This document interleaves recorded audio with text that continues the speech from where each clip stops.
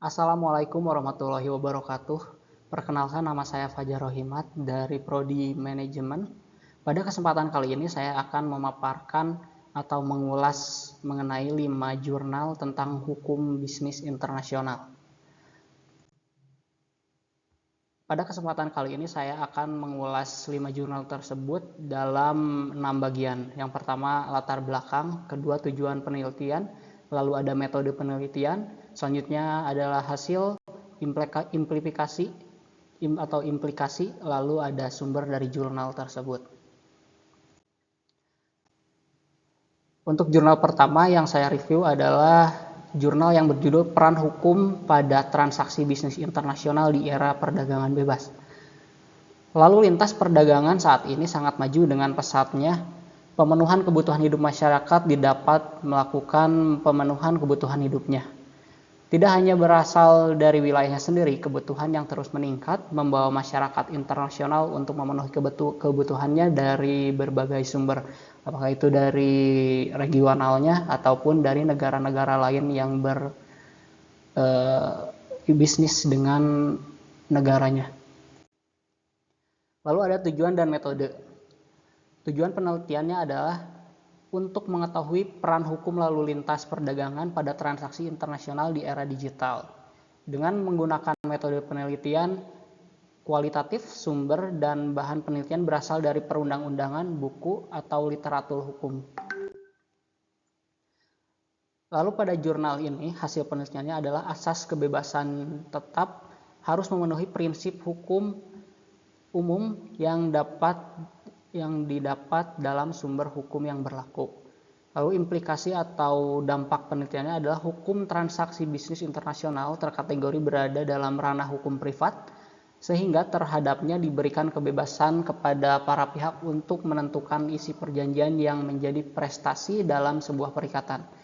Namun, transaksi bisnis yang dilakukan oleh dua subjek hukum yang berlainan warga negara harus tetap mengindahkan hukum internasional mengenai transaksi bisnis yang mereka lakukan. Selanjutnya ada jurnal selanjutnya atau artikel selanjutnya dengan judul Ketidakpastian Hukum dalam Penyelesaian Sengketa Bisnis Internasional melalui Arbitrase Internasional di Indonesia. Arbitrase sendiri adalah penyelesaian beberapa sengketa atau penyelesaian masalah bisnis tidak melalui jalur pengadilan, namun melalui mekanisme orang ketiga atau pihak lain di luar pengadilan. Dalam kegiatan bisnis, salah satu pertimbangan bagi mitra bisnis internasional adalah kepastian hukum dari suatu negara.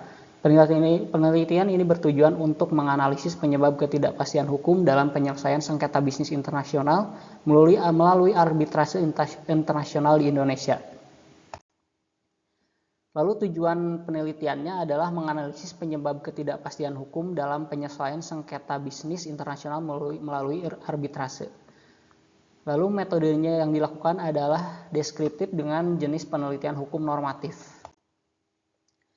Selanjutnya adalah hasil penelitiannya. Yang pertama, sidang arbitrase bersifat tertutup, lalu kelambatan akan hal prosedural dan administratif dapat dihindari, atau dalam arbitrase tidak melalui kekompleksitasan dari pengadilan secara umum, namun melalui pihak ketiga. Lalu selanjutnya adalah para pihak yang bersengketa dapat memilih arbitrasenya sendiri, atau sebagai pelaku bisnis yang mendapatkan masalah, dia bisa memilih arbitrase atau lembaga yang dia pilih. Lalu selanjutnya adalah sikap arbitrator atau majelis arbitrator yang mengusahakan win-win solution di suatu sengketa. Lalu implikasinya adalah hal yang menyebabkan ketidakpastian hukum dalam penyelesaian sengketa melalui arbitrase internasional, antara lain tidak konsistennya dalam melaksanakan ketentuan undang-undang, khususnya ketentuan pasal 60 yang mengatur sifat final dan binding. Selanjutnya, aspek hukum dalam dunia bisnis. Pada jurnal aspek hukum di dunia bisnis ini, Latar belakangnya adalah hukum bisnis merupakan suatu perangkat kaidah hukum yang mengatur mengenai tata cara pelaksanaan kegiatan dagang, industri, atau keuangan yang dihubungkan dengan produksi atau pertukaran jasa hukum. Lalu tujuan penelitiannya adalah mengkaji mengenai aspek-aspek hukum bisnis yang berkaitan dengan kerangka apa saja yang terdapat di dalam hukum tersebut.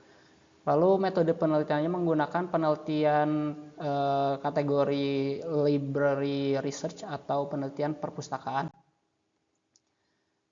Selanjutnya hasil penelitiannya adalah setiap kegiatan dalam melakukan suatu usaha maupun bisnis perlu adanya hukum untuk melindungi dan juga menegakkan keadilan. Hukum yang mempunyai sifat mengikat dapat membuat siapapun mempunyai rasa tanggung jawab dan takut akan melakukan tindakan pelanggaran hukum. Dikutip dari Laurentius Arliman tahun 2018. Implikasi penelitian tersebut, dalam kegiatan-kegiatan bisnis, hukum jelas diperlakukan demi kepentingan para pihak yang terwujud watak dan perilaku aktivitas dibanding bisnis yang dikendalikan wajar, sehat, dan dinamis. Jurnal selanjutnya atau artikel selanjutnya, yang pertama dampak globalisasi terhadap bisnis internasional. Lalu artikel selanjutnya era otomatisasi dan pertumbuhan bisnis internasional di Indonesia. Analisis ekonomi global. Globalisasi pasar mengacu pada integrasi ekonomi yang tumbuh dan saling ketergantungan dan negara-negara di seluruh dunia. Dikutip dari jurnal Glenesia Angelica dan Nazlina Dwi Putri tahun 2022. Lalu pertumbuhan otomatisasi dan bisnis internasional ditinjau dari perspektif ekonomi global. Dikutip dari Sri Mulyono dan Ibnu Haris tahun 2022. Lalu tujuan penelitiannya adalah menganalisis bagaimana implikasi globalisasi terhadap bisnis internasional. Yang kedua, menganalisis bagaimana kecerdasan buatan dan integrasi data atau big data mempengaruhi bisnis internasional. Lalu metode penelitiannya, penelitian ini menggunakan metode survei perpustakaan atau library research, dimaksudkan untuk menganalisis literatur yang tersedia tentang implikasi globalisasi pada strategi bisnis internasional. Hasil dari penelitian tersebut, neraca perdagangan antar negara muncul dari transaksi ekspor dan impor suatu negara dapat mengalami surplus atau defisit neraca perdagangannya. Dikutip dari Shahbazetal tahun 2013. Implikasi dari artikel tersebut, ketika suatu negara memiliki neraca perdagangan surplus, ekspornya lebih berharga daripada impornya dari mitra perdagangannya. Menurut Mulyono dan Haris tahun 2022. Berikut adalah sumber dari artikel-artikel yang saya paparkan tersebut. Ada